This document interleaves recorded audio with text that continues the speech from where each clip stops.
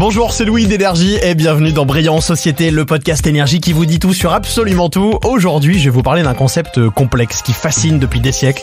Un truc difficile à définir, mais que tout le monde espère avoir, soyons honnêtes. J'ai nommé l'intelligence. La grande question c'est, peut-on réellement mesurer cette faculté qui semble si vaste et si variée ? Cette question a longtemps été au cœur de débats philosophiques, scientifiques et éducatifs. Donc on va essayer de démêler tout ça dans cet épisode de Brillant en Société. Déjà, avant toute chose, l'intelligence, ça veut dire quoi, exactement ? Le mot tire son nom du latin intelligentsia, qui combine les préfixes inter pour entre et légère pour choisir. À l'origine, le terme latin est utilisé pour décrire la capacité à comprendre et à choisir entre différentes options.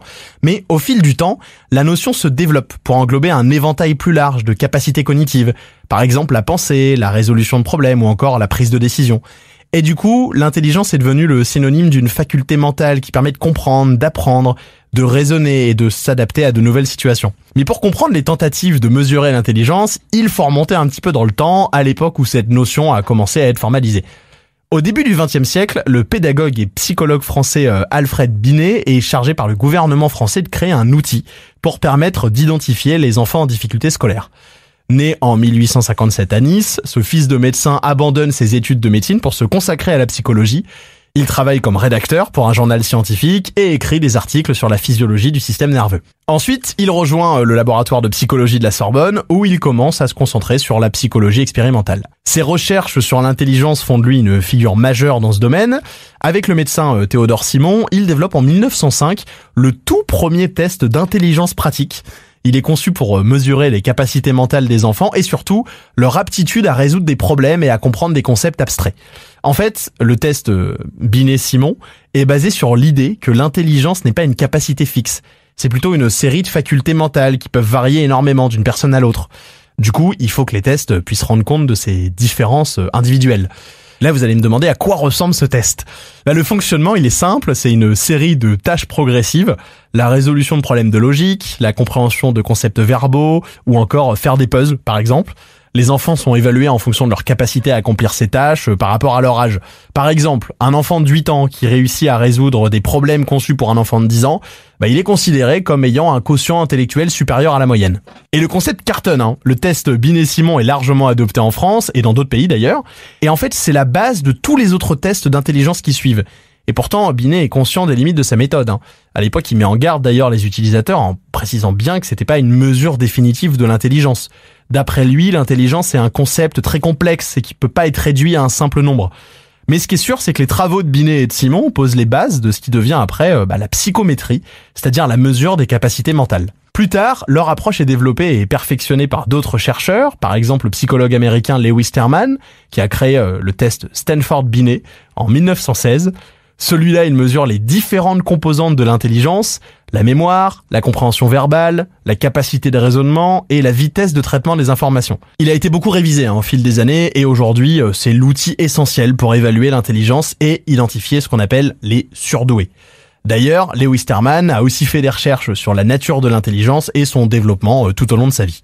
Les tests de quotient intellectuel actuels, qu'on appelle les plus souvent les tests de QI, comme on les connaît, c'est des outils assez complexes qui sont conçus pour évaluer les capacités cognitives d'un individu. En fait, ils rassemblent un ensemble de questions et d'exercices pour tester la mémoire, le raisonnement logique, la résolution de problèmes, la maîtrise des mots, les mathématiques. Et la plupart fonctionnent de la même manière. D'ailleurs, pour en passer un, il faut aller voir un psychologue qualifié qui vous guidera dans les différentes sections. Et ça se passe d'ailleurs soit en groupe, soit de manière individuelle. Au début, en fait, on va avoir une série de questions verbales qui permettent de mesurer la compréhension et l'utilisation du langage. Par exemple, on peut demander de définir des mots ou de compléter des phrases. Ensuite, le test peut inclure des questions de logique et de raisonnement, par exemple des séquences de nombres ou de lettres, des séries de chiffres ou des puzzles logiques. Après, il y a la section des mathématiques. Là, on fait faire des opérations arithmétiques de base ou des problèmes de logique mathématique. Et à la fin, il y a presque toujours des questions de mémoire, d'attention et de vitesse de traitement de l'information. Quand le test est terminé, les réponses sont analysées et le score QI est calculé. La moyenne tourne autour de 100. Un score QI plus haut que 100 est considéré au-dessus de la moyenne. Il y a aussi des scores extrêmes, très très supérieurs ou très inférieurs. On va les interpréter en fait comme un niveau d'intelligence exceptionnel ou à l'inverse, un niveau d'intelligence très faible. Après, la grande question, c'est de savoir si ces tests mesurent vraiment l'intelligence dans toute sa complexité. Et ça fait encore débat. Parce que oui, les tests d'intelligence fournissent des infos sur certaines capacités cognitives, mais ils ne prennent pas en compte d'autres aspects et qui sont essentiels sur l'intelligence humaine.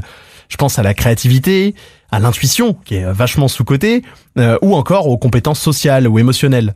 Et puis ces tests, ils sont souvent influencés par d'autres facteurs, comme la culture, l'éducation, voire même le niveau social de la personne.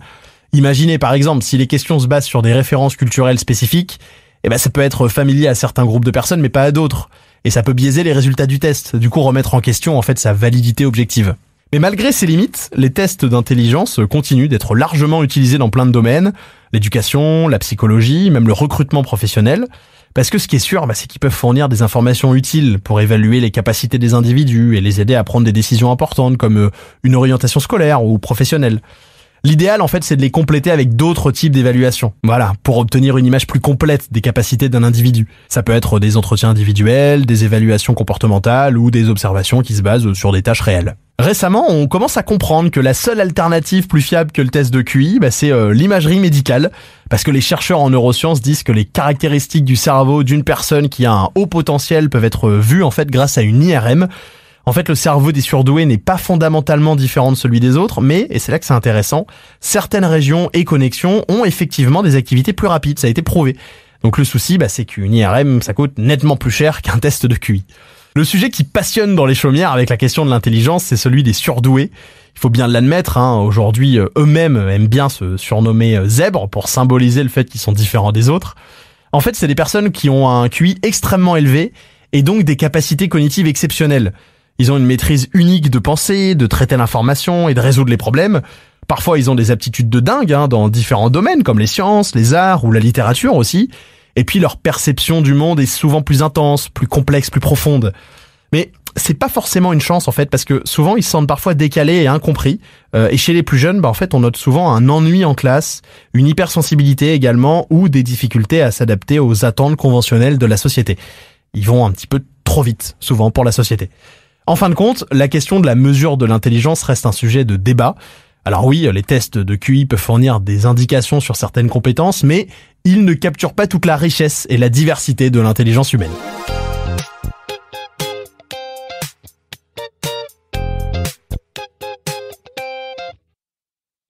Bref, pour résumer, c'est pas le résultat qui dicte votre valeur, donc voilà, soyez vous-même, c'est l'essentiel, et merci d'avoir écouté ce podcast de Brillant Société.